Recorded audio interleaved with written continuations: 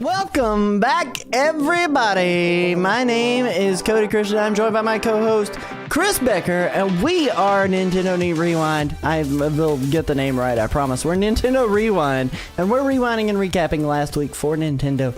But before we dive into this crazy, absolute insane story that we've got going on today with all of the Pokemon leaks, with all of the news that's going on at Game Freak, Chris, tell the people how you doing, my dude. How you doing? Oh, marvelous. Simply wonderful. I'm doing great. How are you doing? I'm doing good, dude. I'm doing good. Other than the fact that I've had a splitting headache all day, and I will defeat it. In this episode, right here, right now, we will not have a headache anymore. I promise. By the end of it, we're going to be ready to do Fortnite for 2 hours. Ready to do Fortnite? Yeah. Oh man, I gotta get that Silver Surfer skin and go play a game with you. But because we haven't played enough lately, because the wife and I have been traveling a lot, it's been kind of crazy how much travel we've been doing this past 2 weekends in a row. But no, Chris, what'd you get into this week, dude? Anything cool? Anything fun? Anything amazing? You know what? It's been a lot of back and forth on Facebook Marketplace, but we sold the like a creature crate, which is like you hook an air compressor up to it and it just looks like there's a creature in it. You push the button and it like shakes back and forth, and it's hooked up to chains and it shakes back and forth and makes noise, and then you can hook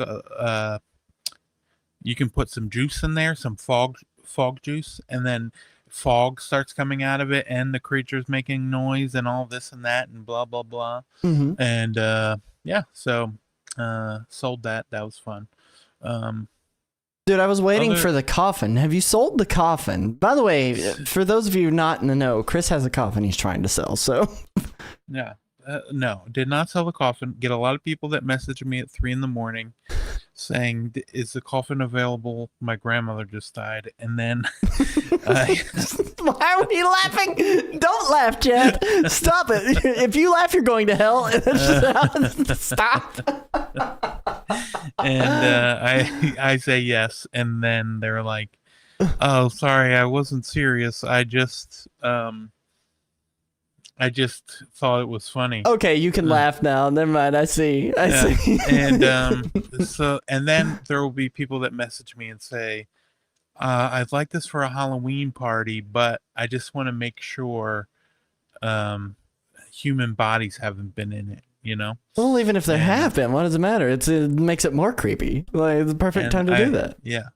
I let them know human bodies have in fact been in there, but they were all live and they were just laid in it for fun.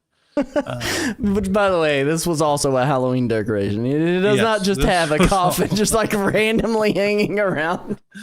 It's funny. When my dad bought it for the house years ago, maybe 15 years ago, but at this point now, he bought it off of eBay and they gave him a good review. And the guy said, "Oh, I'm so sorry for your loss." And my dad's like, No, it's for a Halloween decoration. And so then the guy updated his eBay listings to list, oh, it's good for a funeral or Halloween.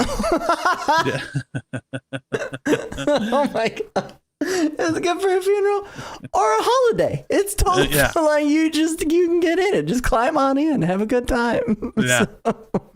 Oh man, you were telling me about when you had that and you were trying to sell it like early on. That was probably like your most viewed item period ever of all time. So yeah, the coffin has a lot of views on Facebook Marketplace. I mean, it will turn heads. That is for sure. Like, if I'm like scrolling through Facebook Marketplace, if I saw a coffin for sale, I'd look at it just to be sure. It almost feels like a prank in some ways. So yeah, it has a lot. It was something like, I think it's like 45,000 views or something. Good night. That is crazy. That's crazy. Oh man, well I'm glad that Facebook Marketplace has been working out for you over this past week. You know, you got a creature cabinet sold. You got a coffin that's well on its way out the door eventually. You know, people are dying to get in there and buy it, like it's just how it works. So That's true. Grandmothers, at least. Yeah. absolutely, grandmothers. But that being said, this past week has been absolutely crazy. Sunday last week, going into the show, we were out and about doing travel. We went over to Bowling Green to visit my mother-in-law. My children are upstairs making absolute loud noises. If you guys are hearing the thuds in the background, but we went to Bowling Green, Kentucky, kind of hour and a half outside of Nashville, and did a whole bunch of stuff. Went to a petting zoo to lay down with some kangaroos, and went through a Hidden Cave tour, riverboat tour kind of situation. And I think I told you guys about that last Tuesday. But on Friday we left out of the house again and went to Columbus, Ohio, and we went to, my wife had a wedding that she had to go shoot. She takes pictures, so she's not just like showing up with an AK and just go, like she's actually doing something for a job. But we left to go to Columbus with her, and ended up going to a science museum called COSI. It was really cool. My kids were super into it. They had such a good time. We went there twice in that day.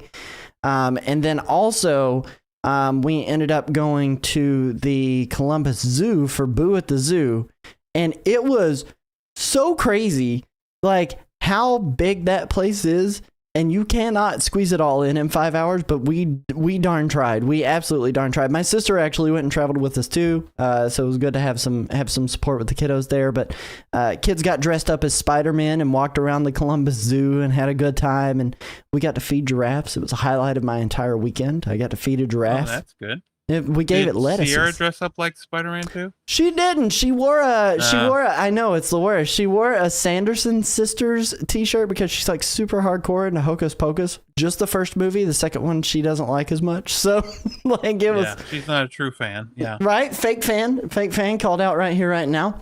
But yeah, it was a good time.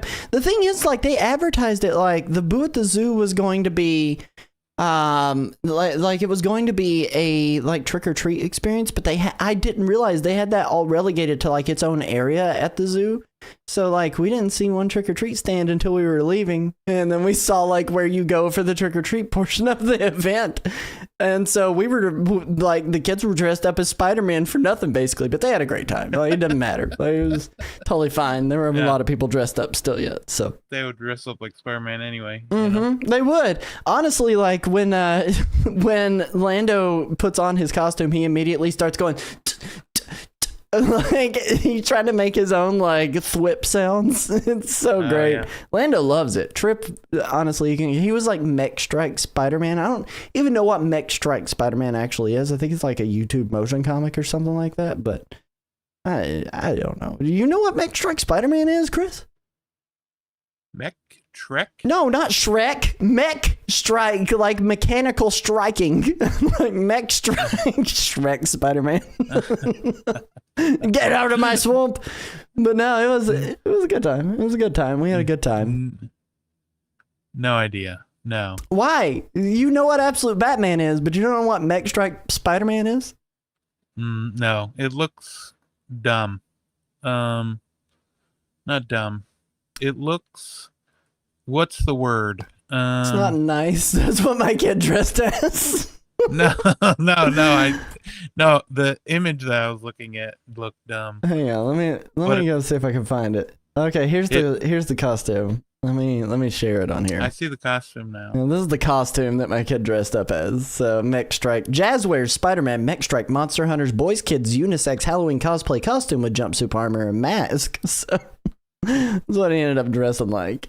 It was a good time. But no, we got one heck of a show and a lot to get through in the hour and a half that we're normally live for, because Nintendo suffered a great loss. And by Nintendo, I mean Game Freak, and by Game Freak, I mean the Pokemon Company. So we're gonna be doing some speed run of the news in some ways. But before we dive in, I want to make sure that we take the time to thank our generous supporters from NintendoRewind.com. If you would like to directly support our content, guide what we are discussing, and get exclusive videos that we'll eventually have more of on there that won't be uploaded to our YouTube channel, you can sign up to become a member. Plus, you get merch discounts, and every dollar spent on our merch also helps us continue to produce the show. There's even a tier that only costs $1 a month, and with it, you get a shout out. That said, I want to thank our members Calamity Nolan, Sierra Christian, and Shiny Bird for all of their gracious support. We also have one more thing that I wanted to share with everybody. We have a new piece of merch available on the site right now as well.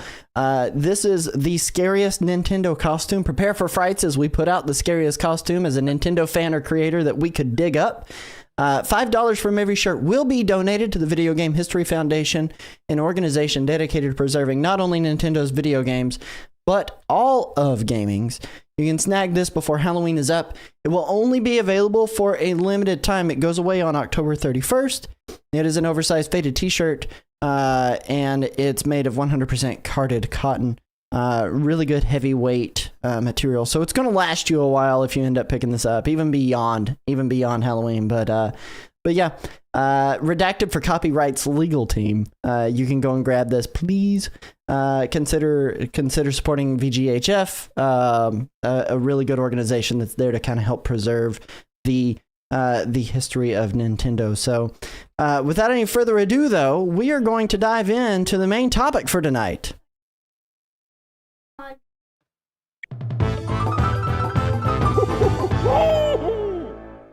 I have a child in his underwear, and let me censor that real quick. Please get out of here before we get demonetized. Courtney, wife, come get this child. Oh my gosh. Anyway, I'm gonna try to see if I can cut that out of the main episode. So we'll see what we can do. I've lost my whole train of thought. What we were gonna talk about. The main topic. Oh yeah, the main topic. So anyway,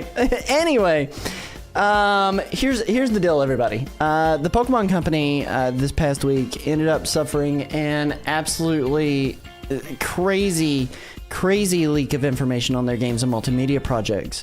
There is 26 years of data this weekend. We would not be doing a Nintendo News Show justice without covering this unprecedented news. The only thing that really compares to this is the Giga leak from Nintendo a few years back. So just for some clarity here, we're going to be talking about this Terra leak from Game Freak and the Pokemon Company. It may contain spoilers for upcoming projects or even current projects. And while this information is easily snagged online, I'm suggesting that you please do not seek this out. There is sensitive and private information on Game Freak employees and contractors that should not be public knowledge, and I would ask that everyone listening respects their privacy as Game Freak and the Pokemon Company do their best to recover from this loss.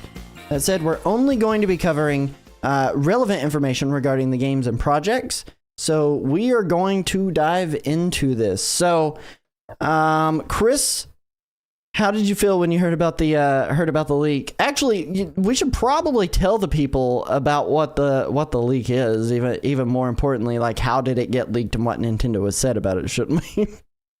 That might be a good idea. Yeah. Yeah. You tell the people how you felt. I'm gonna get the information on how it was leaked and all that jazz here in a second. Okay. Yeah.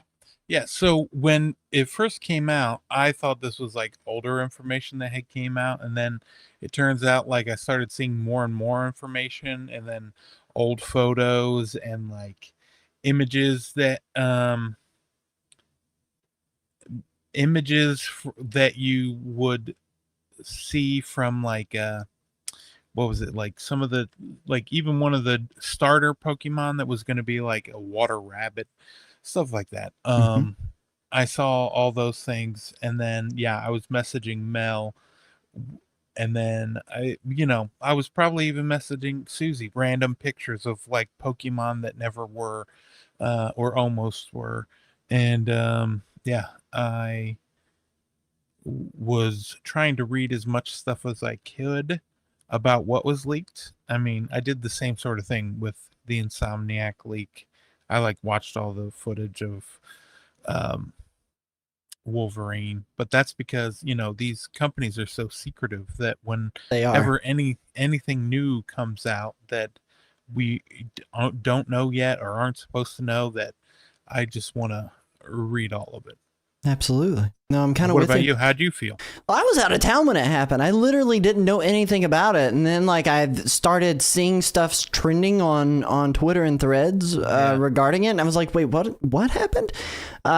Pulled up a video that kind of recapped a little bit of what was going on. I was like, oh my gosh, this is huge, huge, huge news. Like this was a big deal. This is like, stuff like this doesn't happen often, right? Like you'll get some sort of like leaks. But there is a lot of things that is absolutely like, it's one of those things that you just don't ever really see, especially of this scope, going that deep and that far into 26 years of data and concept art and random musings from these people. Like it is so crazy, like what they have done, and I'm just cracking up about the live chat right now because my son just left the room and ran upstairs yelling "demonetize." I hope he's not upset. Oh man, he doesn't even know what demonetize means. Oh my gosh. But anyway, so kind of going into this. So there were a lot of questions about, how could this occur? Like, how did this happen? Who gets this kind of information? It is insane. But according to the information provided by the leaker, the data breach appeared to have resulted from a series of serious IT security errors. And a lot of this information is coming from a website called pokeos.com. And basically, number one, they had an exposed configuration file. It was a GitHub Server Lab configuration file that was left accessible in a continuous integration, continuous deployment runner. I don't know what that means. It's over my head. But what I do know is that is something that is always running, I think, a la the continuous portion of that. But they had excessive permissions. So it had what is known as chmod 777 permissions, meaning that you could read, write, and execute for all users who had permissions to get on there, and that's extremely dangerous from a security standpoint. There were sensitive credentials exposed. The file contained credentials for a domain administrator account. The account was used as the LDAP login bind account. It was in an inappropriate location. The file was found in a random CI/CD runner, suggesting it was an insecure or inadequately monitored location. There was a lack of controls. The existence of the file suggests a lack of security controls and regular audits, and gave rise to potential unauthorized access, which clearly happened. There was potential unauthorized access that happened.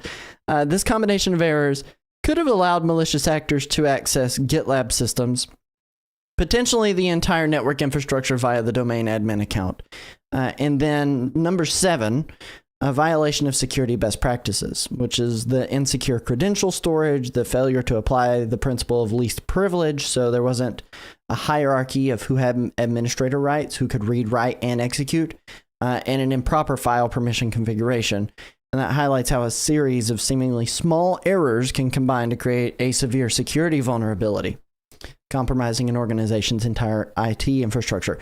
Game Freakout is the user in a random Discord server who posted, "You mean like," and I mean in quotes, "the stupid IT guy who left chmod 777, a copy of the GitLab server config file in a random CI/CD runner with credentials to one domain admin account in it, used as the LDAP login bind account, smug side-eye smiley emoji."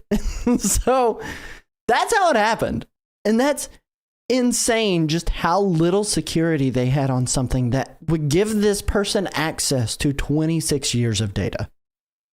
I mean, look, I am not a big fan of two-factor authentication. I understand why you need it. I also have a passwords manager that has a password to it that's different than all my other passwords, obviously. But like, and I'm doing that for just like my own stuff. That doesn't matter in the grand scheme of things. I'm not a multi-billion-dollar company, biggest franchise in the entire world, running this from like, here's my single folder that I'm going to put all this information in. I mean, how do you do that, Chris? Like, come on now. Like, surely somebody had to say like, don't do this way. I know. Yeah. It must have just been, they've had maybe they've been at the position for a long time and they're like, there's just too many passwords to remember. Maybe they didn't give them what they needed to have the passwords saved securely. So they just were like, you know what? They're not going to give me what I need. I'm just going to put them all in this folder. That'll be fine. No one's Mhm. going to hack into us. We're the Pokemon company. No one's gonna hack into us. We have Charizard and God on our side. Like, Yeah. But it is pretty fascinating. Like sometimes you'll see companies where the port needs to be like when they get the game over onto the new system, they're like, oh, we're going to have the remastered version and we have to start from scratch because we got rid of our source code. But this here, they have like everything, Yeah. like for 26 years. That's wild. Beta images, products, and Yeah. multimedia projects that are to come or have came out, like Right. notes and musings on everything. And like tests that they ran for different dynamic camera angles for the battle systems, and then images of like when they were testing the Pokemon fights where the Pokemon were just images in this on the screen with the rest being all in 3D. Right. It is Yeah. so crazy. So obviously Nintendo and Game Freak had to respond, right? Like so, and this came Yeah. on the 10th. They put this out, and obviously, I mean, it's the 15th now. This happened on. I saw the information while I was out of town, so the 11th or 12th. I can't quite remember. I think it was the 12th. So they were aware of this hack by the 10th of October. And they had put out a note and apology regarding personal information leak due to unauthorized access. And their note here reads as follows: Game Freak Company Ltd, headquarters Chiyoda-ku, Tokyo, representative director Satoshi Tajiri, hereinafter our company, has discovered that unauthorized third-party access to our company's servers occurred in August 2024. So this happened all the way back in August, resulting in the leakage of personal information of our employees and others. We sincerely apologize for causing great inconvenience and concern to all those affected. Number one, leaked personal information, personal data related to our company's employees. Items listed are name, company, email address, number of cases, 2,606 employees affected, including our company's employees, outsourced business operators, including former and retired employees. Number two, response to those whose personal information has been confirmed leaked, we will contact the affected employees individually. For those who cannot be contacted individually due to retirement, we will notify them through this announcement and set up an inquiry desk to respond to this matter, which I understand, like, hey, if someone's left your company, they've retired, they've quit, like, you don't want to reach out to them. That could be a violation of, labor laws, blah, blah, blah. But I really wouldn't care if I worked at GameStop for a decade. Like, GameStop, if anyone gets my information because you call me, I don't care. Don't expect me to hopefully see this on the internet, but hey. Number three, measures to prevent recurrence. We have already implemented server restructuring and reinspection, and we are striving to prevent recurrence by further strengthening security measures. And number four, inquiries regarding this matter for those affected by this incident are being accepted at the following desk, and they listed where you could contact them. That is a very different statement than I think I would have expected from them, especially as of late with the whole Power World, we're pursuing legal action by any means necessary kind of like bravado stance. Like, do you think that's enough? Like, do you think that's enough? Like, the restructuring of their security measures and just kind of letting people know, hey, your information's leaked. Do you feel like that's enough for the people affected by that? Because I personally don't know that I do. Yeah, I don't know. I feel like, obviously they, talked over their legal team and they're like, what do we have to do? And then they did exactly the bare minimum of what they needed to do. Just let people know, because there's nothing they can do now that it's out there. But they're not going to, they don't want to be like, oh, we will make it good for you, and then have them get sued by all of their employees. So instead, they're just like, we're just letting you know, you know? Yep. Yeah. I mean, it feels very like laissez-faire, out of our hands kind of situation. Like, we'll tell you, but that's all we're going to do right now. Like, I don't know that, again, I don't know that that's enough. Is it enough is there such a thing as class action lawsuits in Japan? Who knows? Like, it's just one of those things where it's like, this was a big deal and you guys massively screwed up on a security side of things. Like, putting it all in one place is just such a huge mess up. So, but that's what it is. That's how Game Freak has responded to this. Note that all of this stuff we're talking about is exclusively Game Freak related. Obviously, it is the Pokemon company, but it has nothing to do with Nintendo itself. Like, this is Game Freak. So we got a few different sections of stuff that I wanted to talk about tonight. And here's what I think we should probably start with. So before the show, I asked Chris. I said, Chris, tell me all the Pokemon lore that you know. And what was your response? You were like, all of it? Yeah, I don't know anything. Yeah, that was pretty much it. And I was like, okay, well, here's some new Pokemon lore. So let me just say, there's a new 4 horsemen of Pokemon memes that are not safe to have as your favorite Pokemon anymore. And those include Typhlosion, Octillery, Slacking, and Lapras. So Chris was as out of the loop on this as this user was, because they posted and said, I'm so out of the loop with all of these memes, LMAO, what the heck happened? To which Frosty Magazine 9918 responded on Reddit under r/Pokemon Poke memes. Game Freak leaks contain discarded Pokemon lore that was made in the style of old folklore. Remember the Canalave City books that spoke about Pokemon human marriage? These stories are way worse versions of those, which also, I didn't know anything about the Canalave stories of Pokemon human marriage, but I'm not the biggest Pokemon fan. But here's the stories as follows. So you're not as out of the loop as Chris was. Typhlosion grooms a girl to have his child and wanted to murder her father, but the story has a strangely happy ending where the girl and her half-human baby are accepted by other humans. Slacking, one of the girls responsible for murdering other members of his family, and in the ending of that story, the girl who bared his kid drowns herself after her friends murder her child. This one also had a strangely happy ending since the murderer friend felt bad and decided to become friends with the remaining Slacking. Octillery has sex with a human man, then randomly the kid becomes an Ursaring murdering hobo. And then Lapras also has sex with a human, but that one feels less random. To which Chris responds, what was it you said? You said seems less random. Yeah, I'm like, I don't know. The original questioner responds, okay, so I came back to check for context, and excuse me, Game Freak, what? So there's that lore. And I thought it was only appropriate we open with the fan fiction that Game Freak employees decided to write. Holy cow.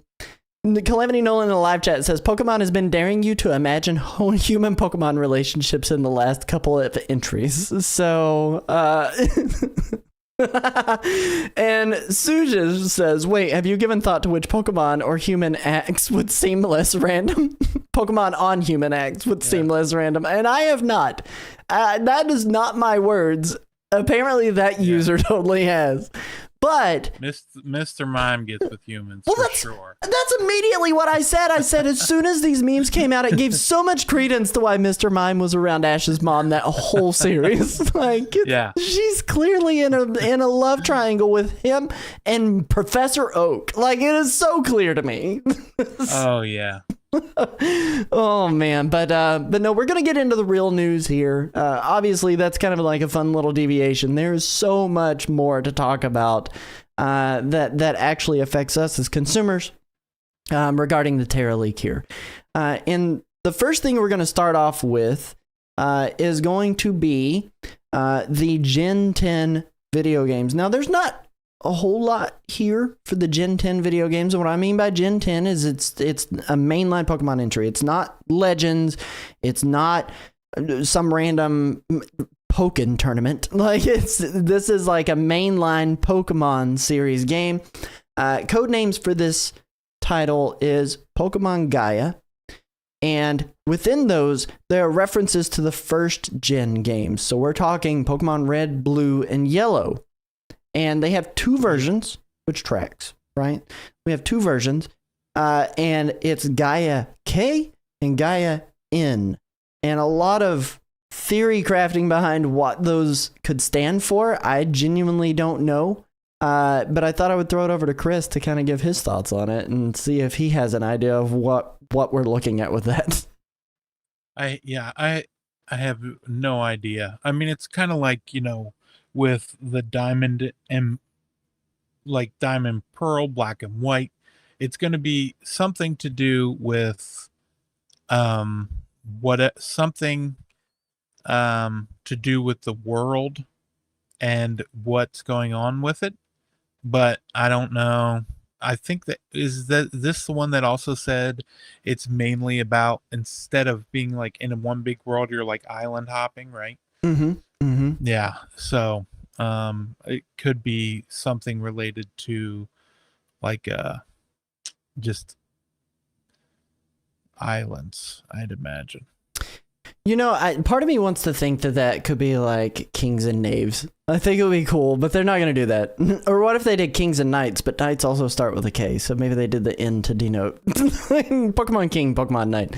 I genuinely don't know. I mean, like, they've had such a weird naming convention from like Sun and Moon, Diamond, Platinum, Pearl, all the way to just like regular colors. The most recent ones being Scarlet and Violet. I mean, it could legit be anything. The thing that gets me the most, that I'm most excited about in that, is the references to the first gen games, because I am probably a purist on that, saying like the only good Pokemon are the first gen Pokemon to an extent, although I do really love Gen 3 quite a lot. Gen 3 Pokemon, Sapphire and Ruby are probably my favorite Pokemon games of all time, period. So I mean, that's exciting, but it's nothing extremely revelatory other than the references to the first gen games. Obviously, we knew they were going to be coming out with new Pokemon games. That's what they do on a nearby yearly basis. But of note on that, one of the things that is rumored around that and hasn't yet been confirmed as it stands right now is that those will not release on the current Nintendo Switch. So those are going to be releases for for the Switch 2 or whatever they end up calling it. I thought it said that initially, but then they said, someone else came out and said that they're playable on it, but they might just be testing it on the Switch 1 until they get the Switch 2 dev kits, but that it might be Gen 10 might be Switch 2 only. But it also might be on Switch 1. Like, it's all so weird because obviously all of this information is coming from one source, and there's a lot of dissidence within the like Pokemon community as a whole on whether or not any of this stuff is real, and there's a lot of fake stuff that's still trying to get through. The last thing I had seen was that it was only coming to Switch 2, but that, again, this can continue to develop and evolve into something significantly more evolved. Huh? Get it? Huh? It's a Pokemon game. But Old B not to evolve, and it'll stay on Switch 1. Absolutely. But no, like I honestly, part of me hopes they do build it for Switch, because if anything, like Scarlet and Violet ran like crap on the Switch, and hopefully the Switch 2's power can just make it work better, whatever it actually is. Yeah. And then we got some stuff on Pokemon Legends Z to A, the next title, which we know is coming next year. We don't have a release date for it. There are only a couple of things that are relevant here. Is that Mega Zygarde is involved in this, and Mega Zeraora is involved in this. What that means is that we are getting a return to Mega Forms, which is a really cool mechanic that a lot of people really liked from, I forget which Pokemon title it was that it came out in. Was that, do you remember which one that came out in, Chris? I don't remember. Mega Mechanic. Was it Black and White? I don't think it was Black and White. Mega Evolution X and Y was what that one was in. So X and Y. So that was my fifth guess. Yeah, right? Just keep going down the alphabet. We'll eventually get there. We got there eventually. And it makes sense. It makes sense with Legends Z to A, like being X and Y. So a return to the Mega stuff happening in there. Yes. They do say the current timeline is unclear on this one, on when this one will release. And on top of that, this is one that's kind of the reverse of the previous Gaia project. Rumor has it, but again, there's more dissonance within the Pokemon community about this. Rumor has it that this is going to only be on the Nintendo Switch. It's not going multi-platform, between like a bridge title between Switch and Switch 2 or whatever the successor is. So, I mean, I'm excited for a Legends game. I really love Pokemon Legends Arceus. I thought it was awesome. And I want to see what they do with this more modern setting. It may not be super modern. Who knows? All the teaser stuff looks very modern though, from what they've shown off of it so far. But you know, how do you feel about do you even care about the Mega Evolutions, Chris? Or, you know, how do you feel about this game, the news surrounding it at all? I really liked Arceus, so I am looking forward to this one. I just have no idea what to expect, and I kind of like not knowing what to expect. And yet here we are talking about leaks. Yeah, well, the thing is, we can talk about them, but then when they actually show it, I'll be like, oh, that's what it looks like. It's kind of like the same thing with talking like about Switch 2 specs. It's like, oh, these are the specs, and I'll be like, yeah, but what? I just want to see what it looks like. Just show me the thing, please, for the love of. Right, that's never happening. Honestly, they're never going to reveal it. Yeah, Switch 2 coming out in 2028. Yep. Then it does bring us to another project, and this is another codename Synapse. It is a multiplayer game, and they're describing it similar to Splatoon. It's being jointly developed by Game Freak, ILCA, and the Pokemon Company International. There's been no real visual evidence provided. This is just information based on the leaker's statement. They have indicated they will not reveal additional information about this project. And let me just say, I don't know if that's the best idea. Like, I don't know if that's the best idea to release a Splatoon-esque game with Pokemon, because we have Splatoon at home. I don't need it to be. I just want the Pokemon Company to explore something different. And I'm hoping that this information is more of a red herring kind of situation, or maybe it was just an idea that was thrown around at Game Freak. I would like a multiplayer Pokemon game that's not Pokken Tournament. But, I mean, what would you want out of that? Does that excite you at all, Chris? Yeah, we're going to have, like, you know, Squirtle trying to, like, get rid of whatever ink that some other ink, whatever an ink Pokemon is. Tentacruel. Yes, exactly. Or Grubbish is just going to be running around, just throwing their trash everywhere. That'd be honestly hilarious. Very good. I like that. But yeah, you know, we already, I mean, we don't need another Foam Stars. I feel like Foam Stars really showed that, you know, maybe we should just leave Splatoon to Nintendo. But at the same time, you say, oh, it's going to be like Splatoon. And yeah, I'll dive in. Yeah, I mean, it is kind of bait there, right? It's like, yeah, I'm very interested in Splatoon. But then also they said it might be multiplayer or might have multiplayer. But just the idea that it wouldn't, like, is it going to be some sort of side project like Pokemon Snap. You know how Namco made that, and then this is the same company that did Brilliant Diamond and Shining Pearl, whatever it is. Mm-hmm. Mm-hmm. I would be fine with that. Like I like that. I like Pokemon Snap. I like the side project games. I do, but I want them to be unique. I want them to be different. I want them to kind of challenge my preconceived notions of what a Pokemon game actually is. I don't want them to be Detective Pikachu.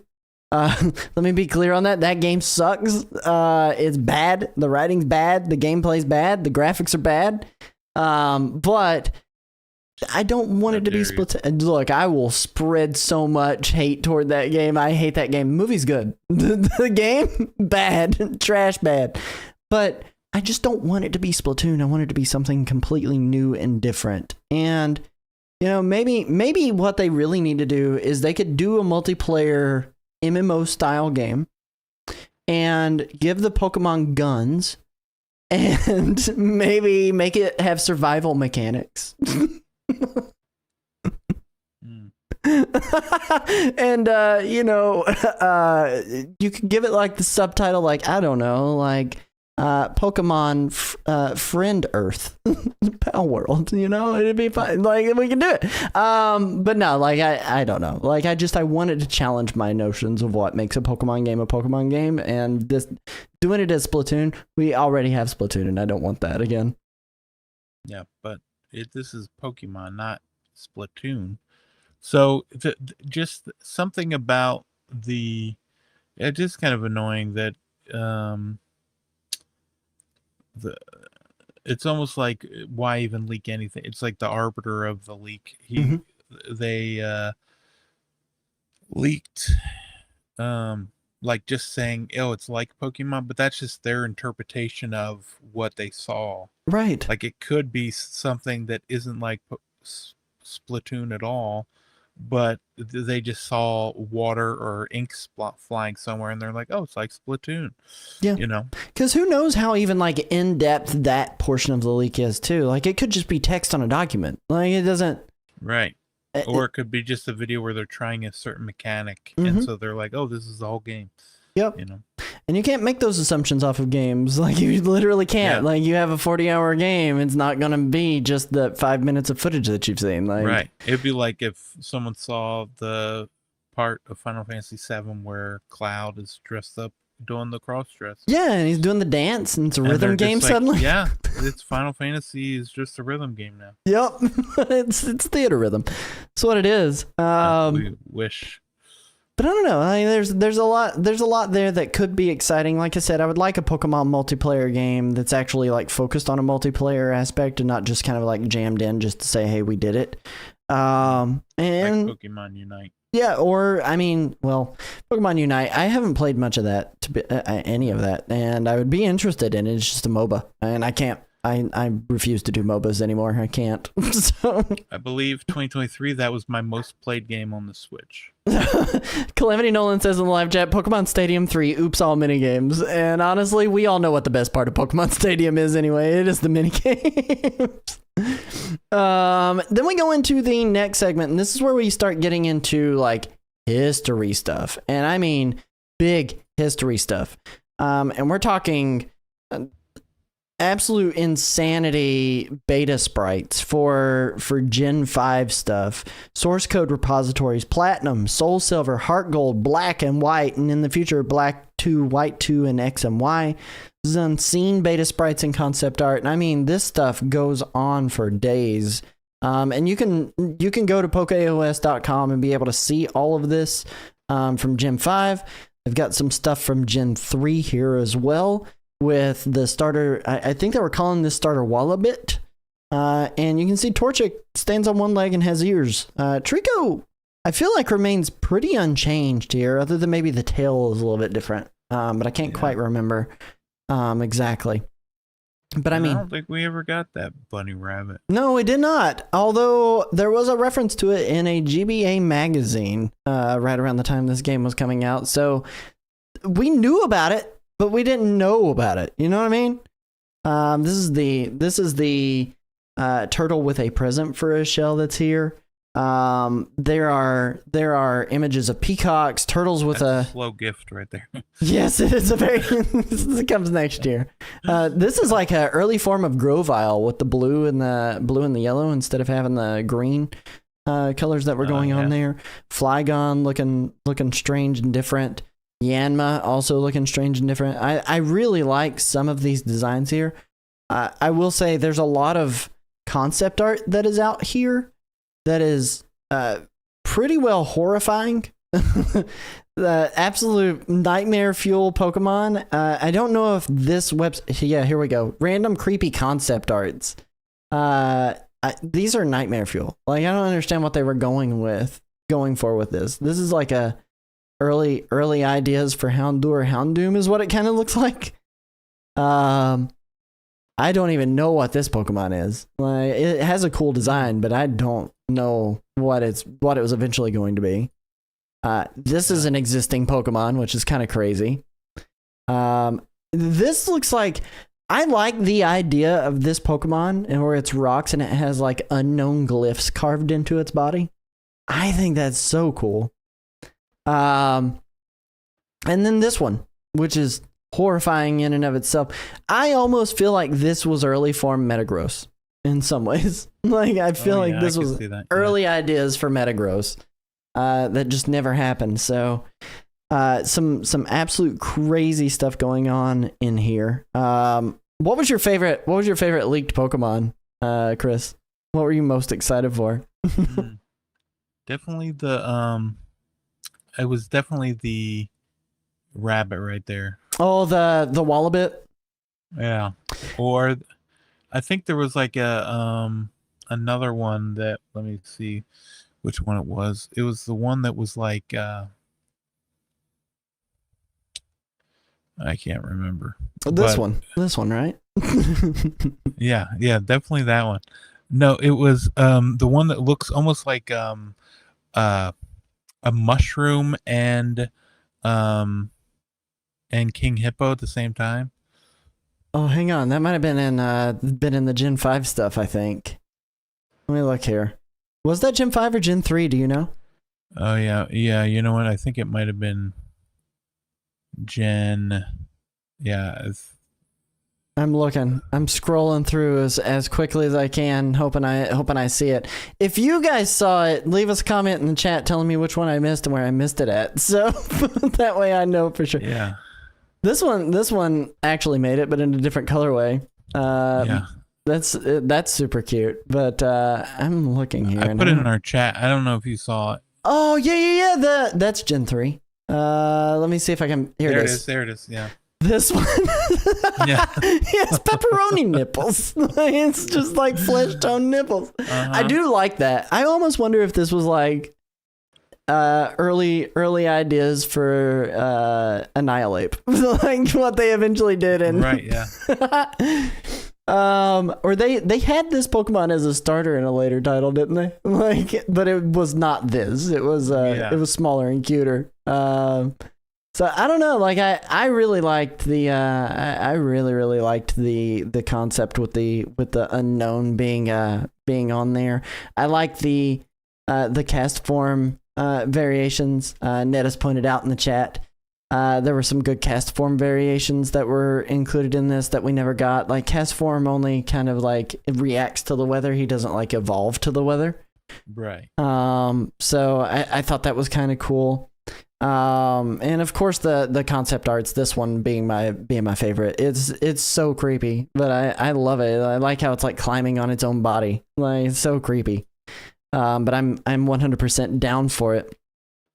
And it's interesting that these are from like, 15 years ago, and that yet we still haven't seen them. So Yeah. they're like, there must be something that if they say, nope, we're not going to use it, then there's a reason they don't use it and we don't see it. Yep, absolutely. And then there was, sorry. Yeah. You keep I was going. going to say, unless Gen 10 is that water rabbit, then we'll be like, oh, okay, so I guess they hold on. That's a well-designed Pokemon too. I'm kind of surprised that one didn't end up making it. Yeah. Like I really like that one. Some of them, I wonder if they like one design, but they can't find good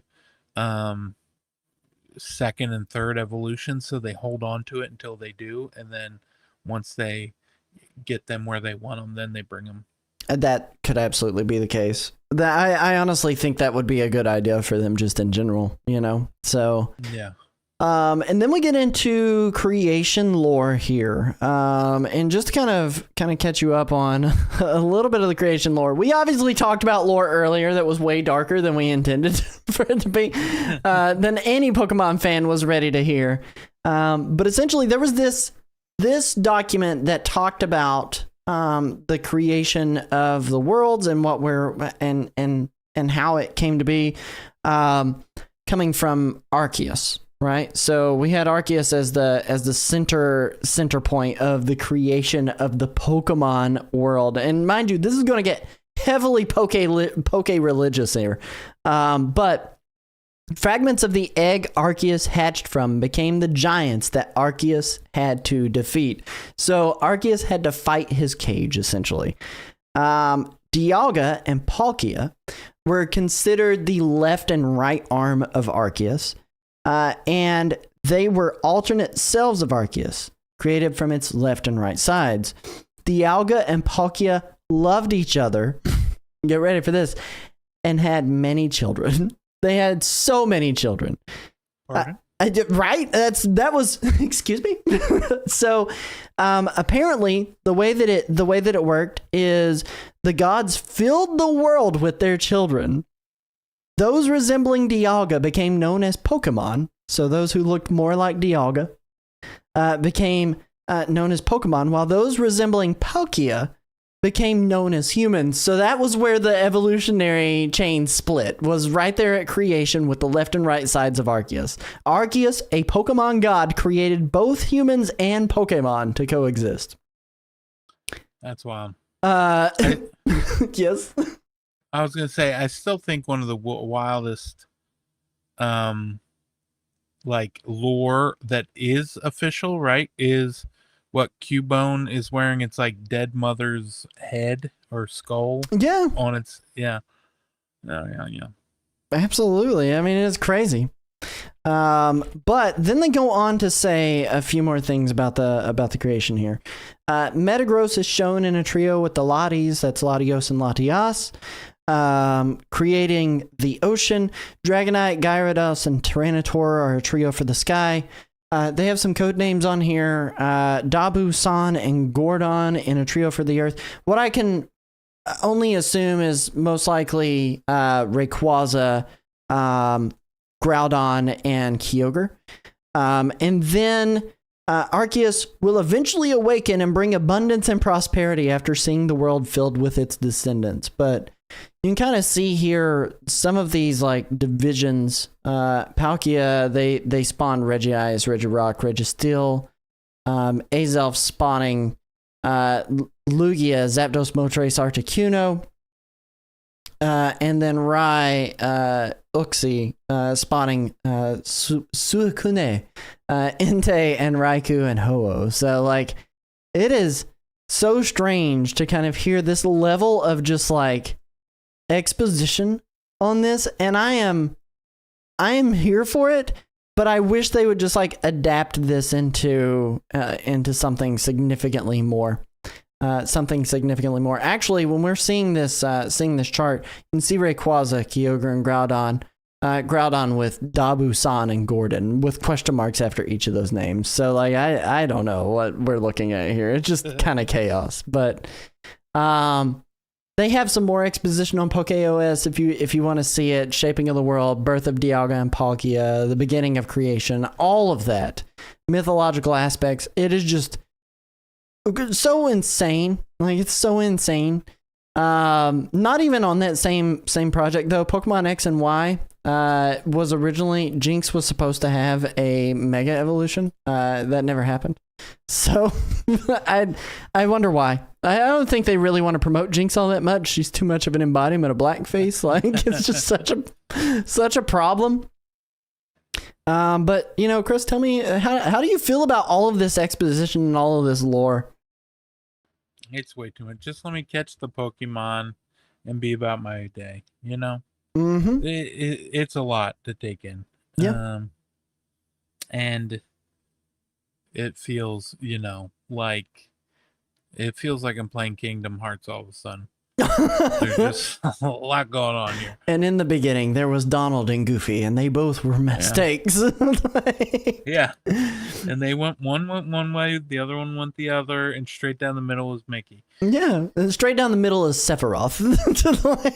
Sephiroth. Yeah. Oh my gosh. But it's so, I mean, I don't think I need to know all of this lore. Legitimately, and there's some of this lore I wish I didn't now know. Like, it's just where I'm at with it. But people really want that Zelda timeline. But if they went into detail like this, they'd be like, "Well, hold on a minute." Oh, and then Ganon and Vati kissed, and it made Hylians and Zoras.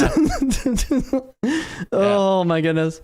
Then we get into some. Yeah. Yes. Exactly. No, we can't. We gotta move on. Do you have more? Please tell me it's good. Well, just imagine one of these times it's going to be, Link is going to be there, right? And Ganon and Zelda are going to be his mother and father, and then you're going to have to it be in the big bitter divorce, and that's just what the game's gonna be. It's gonna be like take two. Just navigating. I promise you, Link, it's not your fault. Me and your father have just grown apart. Ganon, meanwhile, is like, it's your fault. Yeah. Oh my gosh. Speaking of animated projects that should probably happen, that's what we're gonna get out of the live action movie, by the way, for Zelda later on.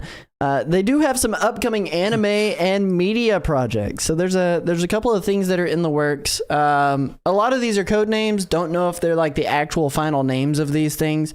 The first thing on this list, Discover, is a Netflix series, live action drama. So it's going to be a live series, which I like. I like that idea if it can be accomplished well. Up to 5 seasons is what they're trying to plan for. 8 episodes for each season. Which is very, very cool. Bauer is a code name. This is Pokemon movie number 24. It's meant to especially appeal to women, which I hate when media decides to try to do this, where it's like, we're trying to appeal to the women audience. Like, just make a movie. Just make a movie. It doesn't have to appeal to anyone. Just make a movie. Make the movie you want to make. But meant to especially appeal to women. Follows a character named Light, and features a chubby Pikachu, which is secretly a Mew. Mentions a new Pokemon called Aperon, which is also very demeaning.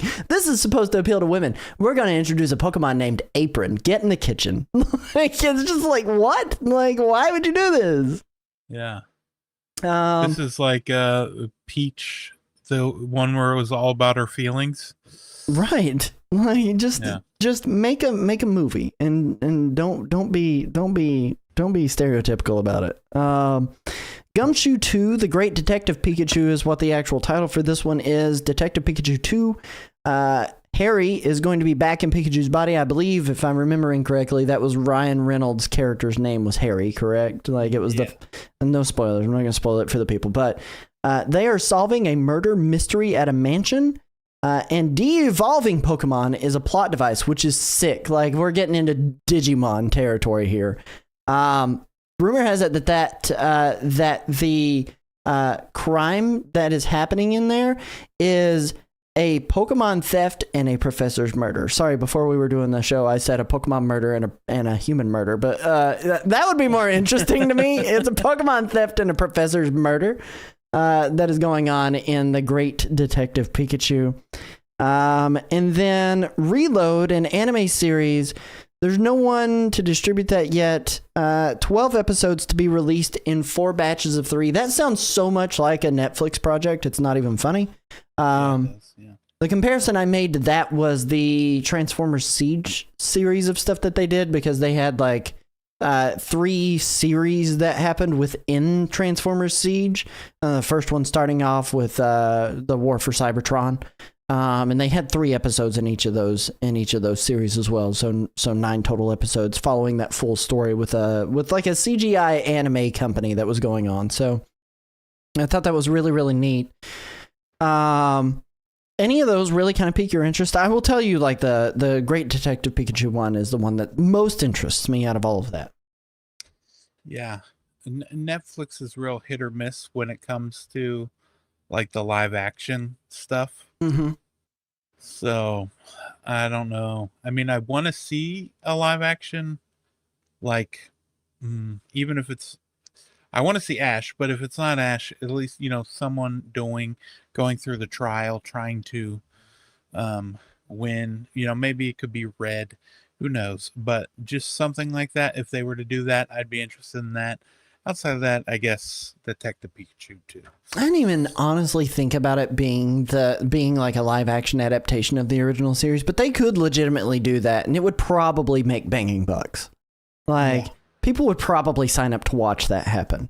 So, like, that, I'm down for that. Like, if they do it live action that way, like, I'm totally down for that. As long as it's on One Piece's level. Like, I really need it to be at One Piece's level of tried and true to the actual, like, source material, at least in character and art direction and Right. casting your actors right. Like, I would like for that. The problem is how do they find a boy who remains 10 years old for the next 8 years they put out that series? So, like, it just Exactly, yeah. What are they going to film 2 seasons at a time? Yeah, right. Right. So I don't know. I'm excited for that too now that you mention it, but the Great Detective Pikachu is like at the top of my list for that. Final couple of things of note here. They went into the end of Ash's and Pikachu's journey, and some of the reasons for why they ended it. And I'm just going to kind of read these verbatim from PokeOS. They said reasons for ending Ash's story. There was declining TV ratings, difficulty in character growth and emotional connection for new viewers, challenges in balancing longtime fans' expectations with new audience engagement. They have here plans for conclusion. They added approximately 10 additional episodes to properly conclude his story. So there were apparently a lot of like really loose ends to wrap up, but there was also some like, I did watch those final few episodes and it was so cool to like see them go back and provide that fan service parade in a lot of ways. They focused on the original cast members in Team Rocket and addressed the concept of Pokemon Master and provided some form of closure. Some concerns and suggestions that were brought up were a need for satisfying conclusion to avoid fan backlash, importance of addressing long-standing plot points like Team Rocket's pursuit of Pikachu, suggestion to have Ash reflect on what being a Pokemon Master really means. They included some new series plans, a communication strategy, because they didn't want it to have like terms like graduation or ending. They wanted it to be a transitionary story. So you're going from that to Pokemon Horizons. There were concerns about the fan reaction, so an acknowledgement of potential for extreme fan reactions, need for careful handling of the transition to avoid brand damage, and recognition that the anime has become bigger than its creators, which I hate that in some ways, but I understand it. They also had TPC take full responsibility for, which TPC stands for the Pokemon Company, take full responsibility for decisions and communication. Need for better balance between respecting creators and considering fan perspectives, and importance of considering the impact on the overall Pokemon brand, not just the anime. And then their timeline and coordination was included in there as well. So, I mean, I get it. You can only have Ash fail so many times to become the champion, and until it becomes, okay, well, this is a meme now. This poor boy never gets to like actually become a Pokemon Master, but I don't know how involved or how not involved. My apologies. How into the anime series you were, Chris? But like, I know when I was a kid, I was really into it. But as I grew up, there was a point in high school for me where I had a lot of friends that were like, "Pokemon's a baby game. You should stop playing it." And I was like, "Yeah, I should probably. You're right." And so I stopped like even worrying about Pokemon for a long time there. And that's why I have that giant gap of like Pokemon Black and White and all that jazz missing from, because Sapphire and Ruby were my last Pokemon games. Were you invested into the series at all? No. I did, like the first few seasons with Ash or whatever. And then I never really watched, even my boys, they never really watched Pokemon. They were sort of into it. I I mean, the most I've been into Pokemon cartoon recently has been none other than what's it called? Concierge. Yeah, Concierge. It's so good. It's such a good cozy time. Yeah, love it. But it's also a lot more bite-sized. You don't need to know all the lore. Like, it's just a fun little deviation. You know, think like Pokemon as Splatoon rather than like Pokemon Gaia. Right. Yeah. But not like it. I'm with you. Like, I followed along. I loved Pokemon the first movie. Honestly, the soundtrack for Pokemon the first movie was what got me through Y2K, because as an 11-year-old child or 12-year-old, however, yeah, I was 12 as we were going into the year 2000. I was so afraid the world was ending because I went to all these like fire and brimstone churches growing up too. So I was like, it's the year 2000, 2000 years since Jesus left. I'm gonna get raptured. The world's gonna burn. And so, like, I would play the Pokemon, the movie, the soundtrack, on repeat. Hang on a second. Do I still have that in here? I don't have it in here. I have the CD on the singular song on repeat, which was Britney Spears' "Soda Pop." And I still have a lot of those lyrics burned into my memory. So, like, the soda pop, bop, bop, bop, the clock's ticking it, and we're not going to get a DMCA because I don't sound enough like Britney. But that was pretty much it for me. So, like, when they said they were ending the series, I was so into going and watching those last few episodes, because it was cool to see all of those throwbacks in high definition 16:9 resolution. Like, right, yeah, it was cool. And I liked that they wrapped up a lot of the stuff. In a lot of ways, a lot of that stuff occurred back when I was watching it, the things that they tried to wrap up and explain. So it was cool to see that series come to an end. And I was so excited for Pokemon Horizons. To be fair, though, I haven't even started Pokemon Horizons yet, and I'm wanting to watch it with the kiddos. But you know, maybe we'll wait till a couple of seasons are out. So who knows? Go from there, yeah. Yeah, but that is pretty much it with End of Ash and Pikachu's Journey. There is one other big news piece on here, and Chris, do you want to tell the people about this news piece? Maybe. It's about the Nintendo Switch 2. What did we find out about it? That its code name is what, Ounce? Yeah, man, way to sell that, dude. Yeah, Pokemon Ounces, my God. Pokemon Ounce. Code name Ounces, which tells us what about it, Chris? What does that tell us about it? Nothing. Yep. Absolutely nothing. It tells us absolutely nothing. I'm still excited for the Switch 2, and it's cool to see like even more confirmation of all the leaks that have happened over the last few months, because it was already rumored that it was being codenamed Ounces, but this is like the first real confirmation about what we're getting with that code name.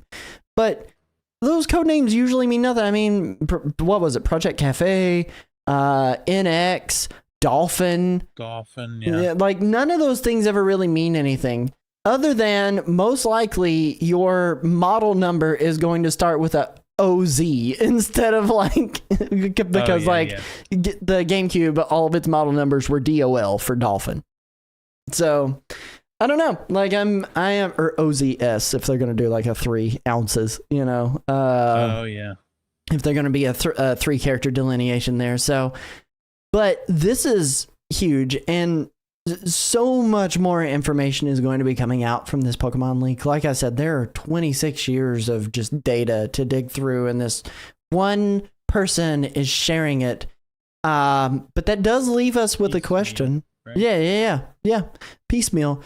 The one question that I would say is on my mind, and I guess I'll ask it to you because I don't even really know how to answer this, is, you know, where does the Pokemon Company and Game Freak go from here? Like, what do they do? What do they do? I mean, I guess we can kind of just, the only other one that I can think of where something like this happened with game information about games that aren't out yet or anything is Insomniac. And I mean, they just kind of kept moseying on and they haven't really talked about it since. I don't know what they're gonna do because like that had like full demo. People were able to get it running on PlayStation, and people were out there playing it on PC, the Wolverine stuff that leaked. But in terms of this, it seems like this person just, I don't know, maybe they just wanted all this Pokemon information for themselves, and then we're like, nope, I'm just gonna play this stuff and not leak it to anyone else. Just seems, I don't know, it just seems kind of odd to me. But I don't know what the Pokemon company's planning on doing, or what they should do outside of just being like, okay, yep, it happened. There's nothing we can do about it. We're done. Not done, but like we're gonna move on, put that behind us, and go from there. Yeah, I mean, I'm mostly with you. I think if they approach the same way that Nintendo does, like they are frantically searching for this individual. Like they are going to put this man's behind bars for the rest of his life, owing millions and millions of dollars, just like the GigaLeaker. It's just, this is what's going to happen, and then they're going to be like, well, I don't make millions and millions of dollars, so you're never going to see anything from me. I guess I get out scot-free. It always brings me to question, like, what reason? Because we don't actually know who this person really is. Like, they're not getting anything out of it. Like, beyond just being like, hey, here's this information I found. Isn't this cool? Online kudos to you, I guess. Like, what reason, what motivation do you have to share this information? Because at the end of the day, all it's going to do is put you behind bars and face absolute just like calamity. And I guess like chat's saying here, some men just want to see the world burn, Mr. Wayne. But at the same time, it's just like, man, like there's not even like any real, like, you don't get anything from this other than a slap on the wrist, a jail time sentence. And me as a person who is reading up on this, I love this information. I'm glad this is out. But holy cow, does it put your whole life at risk? And I don't know that if I had this, that I would put it out there in the public like this. Right, exactly. And I don't have this, mind you. I am not the leaker. I'm not that fancy. But yeah, do you have it? No, I may never tell. I'm sorry, you're stumbling over your words. I may never tell. Yeah, that's true. Good point. I'm being ridiculed saying what an odd thing to say in the live chat. Oh my gosh. But no, that's just kind of where I'm at. Like, if I was the one who got this, I would not put this out there. Like, I think we all know who it is. The leaker. It is I am game freak out. So that's me. No, it's not me. Please, Nintendo, don't come hunt me down. We do have is Sierra. Is your sister. Yeah. Yes, absolutely, absolutely. We do have a shirt out there for you people for a short time. If you missed it at the top of the episode, you can get this shirt. We're donating $5 from every shirt sold to the Video Game History Foundation.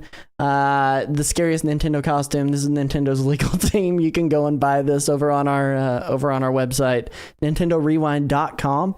And then just know that it does go to help support a fantastic charity that is there to preserve the history of video games as a whole. So you can do that over there. But Chris, do you have anything extra you want to cover for the rest of this episode, or are we ready to jump into the Nintendo Fast Forward? No, I am good. All right. Well, we're going to see you guys right after this jump.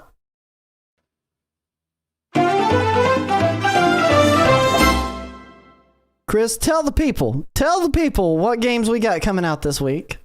Well, we got quite a few, including the one, I'll just talk about it real quick before we jump into this. But Crow Country was originally out on PC and PS5, I believe, and now it's coming to Xbox and Switch, and it is This is from the Snipperclip devs. I didn't know it was the Snipperclip devs. Yeah, this is the Snipperclip devs. It is their new game. Nintendo didn't want to publish this one, so they were like, all right, we're putting it on PlayStation first. But yeah, it is. I think it's is it $14.99? $19.99 is how much it's launching for $19.99. us. So It's kind of like a Resident Evil. Like they were kind of going for the Resident Evil sort of feel. with like Silent Hill style puzzles is what it looks like too. Right. Yeah. Yep. And the aiming, it kind of felt like the aiming was off a little. I have this on.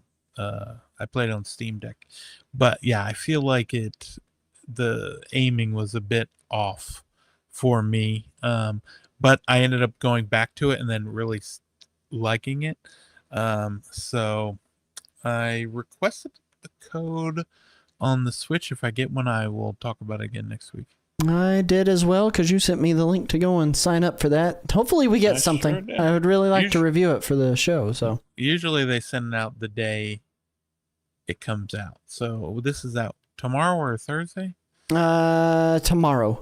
So the Okay, 18th. If you're watching this tomorrow on YouTube, that's today. So, like, it is out the 18th, I believe, or Okay. 16th. Well, then that's 16th. Friday. My apologies. Okay, 16th. Well, then that's Wednesday. Yep. So tomorrow, the 16th. I was living a few days ahead. So Living in the future, this man. you know, I do what I can. I am very interested in this game. It seems appropriately creepy, but not to the point that I'm too scared to play it. So like I really want to give this one a try. Cody doesn't know days. Cody does not know days. I live in a time warp. So Ooh. oh man. But yeah, But yeah, it's a good Halloween game. October creepy month game. Spooktober, go get it. Yeah. And then so we did have Crow Country. Then on Thursday we got Super Mario Party Jamboree. My goodness. Mario Party. We're out here living. Everyone seems to love the new Mario Party except for Eurogamer, who gave it a 4 out of 10. I think GameSpot gave it a 6 out of 10 as well, but everyone else is giving it like 9s and 10s. Yeah. It's like 85 on OpenCritic. And yeah, I mean, it's Mario Party. You know, there had to be that one guy who was like, I've got to bring this average down. It's too high. Yeah. Or maybe he just had some bad rounds where his friends stole all the stars, you know? Right. Or just played it solo. Yeah. I mean, I don't know what to say about it other than it's more Mario Party, but the 20 player Yes. online multiplayer. Plus they got the different game modes that you can play when you are playing local, so that then they have like the motion controls and stuff. Nintendo Cube, the developer. It's exciting to see, that the Mario Party games seem to be going in the right direction as opposed to the wrong one. But yeah, this is you can use the Nintendo voucher if you want, or buy it for $59.99. It's up to you. Absolutely. I am excited for this one. I think it's going to be good. I am going to be doing a community games night on Friday over on my channel playing this. So I need people to buy this so that way I can play with up to 20 people, and maybe we can get an impressions up for everybody by Monday, Tuesday next week as well. So go buy it. If you have a voucher, go get it via vouchers. It is valid. You can buy some vouchers and be able to get this and Mario and Luigi Brothership whenever that launches the following week. But they do have... That's out. Not the following week. In My what, apologies. 3 weeks? Something Yes. like that? Yeah. November 7th. 7th, I think. Yeah. But I am very excited for Mario and Luigi. But this is going to be one that I do intend to pick up. One thing that I will note in terms of the modes that are available on here. There is a pro mode that is available, so it gets rid of a lot of the RNG. They state here, play with party rules when you want a more lighthearted Mario Party. Flip to pro rules when you want to downplay luck to focus on your skills. So that way you don't feel like you get robbed, like we always do. So I don't know. Looks really, really cool. I'm very interested in this one. So check it out. Comes out Thursday. Comes out Thursday, the 17th. There's another game coming out Thursday. Chris, you want to tell them what it is? You know what? I would love to tell them about the other game coming out on Thursday. It is none other than is it the Hot Wheels game? Yes, Hot Wheels. Hot Wheels, Monster Trucks. Monster Trucks, Stunt Mayhem. Hot Wheels, you know, they're out here cooking with these games. And then also they got the Monster Trucks, which it's, you know, a Christensen family tradition. They love the Monster Trucks. We do love the Hot Wheels Monster Trucks specifically, not Monster Jam that much, but Monster Trucks for sure. Hot Wheels. But yeah, I mean, it looks like a fun arcade racer. Definitely one that, you know, not just your kids, but all kids could probably get down and into. Yeah, you know, have you played Hot Wheels Unleashed? Have you played that title at all? Hot Wheels? Yes, I did. So Hot Wheels Unleashed was really, really good. This game doesn't quite have that same polish that I think Hot Wheels Unleashed did. But I mean, maybe because this is the Switch version of it, and maybe there's other versions that look a little bit better. Because it all seems very, very flat. But this looks like the show too. Like they've done a pretty good job keeping the actual like theme of the trucks in the cartoon that they have here. So Hot Wheels Monster Trucks ready to go big and perform insane stunts while smashing and bashing through fantastical arenas in a new game that brings your favorite monster trucks to your fingertips. Thursday. So you'll be able to go pick it up on the 18th. It does have 2 players on single system. So interesting, they just went with the 2-player and not 4-player multiplayer on it. Yeah. Yeah, I wonder why that is. I wonder if it is. I imagine it's 2-player on everything, but it could just be easier to get it running properly. Friday. Yeah, you're right. I can't. For the 18th, yeah, the 18th. I don't know. Yeah. I don't know days. I'm giving up. Like, it's the 18th. So we'll go with that. Got one more game on the horizon, though, don't we? We always do. It's always one more game. This one is the Teenage Mutant Ninja Turtles Mutant Unleashed, which is takes place after the events of the movie, I believe, and after the events of the show, right? I believe it's like just them interacting with just more stories of those turtles from the new show. And, you know, normally I'm not a fan of the games from this publisher, but I really like the look of what they did with the turtle game. It kind of looks almost kind of like the movie. And, yeah. I don't know if I'll be playing it, but I do like the look of it. I do really like the look of this one too. I am kind of on the fence about this one because, like, kind of like what you said, like, I'm not a big fan of the developer as a whole. But artistically, the game's stellar. I mean, if you go and you take a look at, do they have? Let me see here. Usually they have a link to the Outright Games. There we go. We'll F11 and look at Outright Game stuff. Monster High, some Barbie games, Transformers Galactic Trials, the Patrick Star game listed here. This is just the publisher though, isn't it? Do they have the developer for this game listed on here? Who's the developer? Remind me again. I don't actually know. Dev of Mutants Unleashed. We'll pull it up this way. I guess it is developed by A Heart Full of Games. So we'll search that, Heart Full of Games, and see what they've done. We'll do the Steam search. Might be a better way to do this. Heart You and know what I Slash, DreamWorks Spirit, Lucky's Big Adventure, Dragons, Legends of the Nine Realms, Heart and Slash, which seems kind of cool. Heart and Slash was pretty good. But yeah, it doesn't seem like much of anything. I mean, I'm very positive for just Heart and random Slash games. So I mean, it's kind of all over the place. This is their first like big licensed title, but Outright Games has put out a lot of like shovelware licensed content. So I just I don't have a whole lot of faith here with this. That's what I'm worried about. Just like how much time did they have to make this game?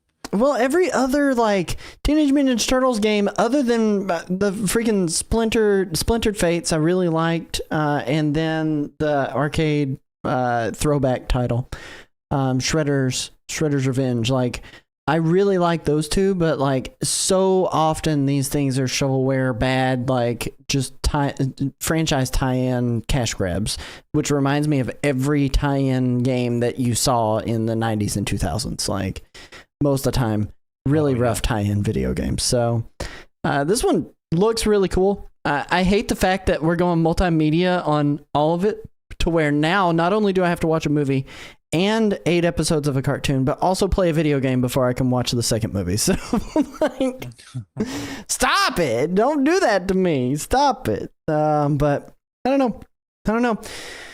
It does bring us to the end of the episode. Chris, where can they find you, my friend? Pretty much everywhere is Super Nintendo. How about you? Where can they find you? Pretty much everywhere as Nerdwire Plays. You can go over to nerdwireplays.com. You'll be able to access all of my social media links and everything that I'm doing right now. I am getting back on my streaming horse. Last week, I streamed twice. And this week, I am streaming at least 5 times, possibly 6. So I've been playing through Metaphor ReFantazio. That game's so good. It's so good.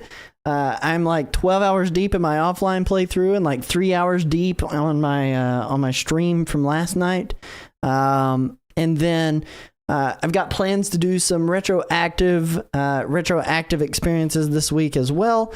And what I mean by that is I'm going to be playing Diablo tomorrow night. I'll likely be starting a little bit earlier, maybe 5-ish, 6 o'clock instead of 8 p.m. Eastern Standard Time, 5 or 6 p.m. Eastern Standard Time. So you can go follow me over there to watch me play Diablo 1. And then Thursday got Marvel Ultimate Alliance 2 planned to do 4-player multiplayer with the PS3 make that is going on. So Chris, you got anything cool planned for the rest of your week? Any other big streams? You're streaming live on TikTok. If people aren't following you over there, they should. Oh yeah, streaming that over there. I'm streaming some Neva. I was playing it earlier today. I'll be streaming it later this week too. There's like an issue on Mac where it doesn't recognize any controller, but so I'm just waiting for it to go live on GeForce Now, and then I'll play it that way. Absolutely. Go play Neva. Maybe you'll never play Neva. You know? Who knows? Yeah. Who knows? Never. But I do want to thank you guys so freaking much for coming and hanging today. If you could, make sure that you drop a follow. Again, just a reminder, if you want to support the show, you can so at NintendoRewind.com. Do consider picking up the scariest Nintendo costume from our website. $5 from each shirt sold will get donated to the Video Game History Foundation. Those are only available for the next 2 weeks. They go away on October 31st. And then if you want to catch all of our past episodes, you can do so over at YouTube. You can listen to most of them on Spotify and Apple Podcasts. And I want to thank you guys so freaking much for watching. Catch us live next week, 9:30 p.m. Eastern Standard Time, right here on twitch.tv/Nintendo Rewind or youtube.com/at the Nintendo Rewind. We love your faces. Remember, be kind. Please rewind. And we'll catch you on the flip side. Peace.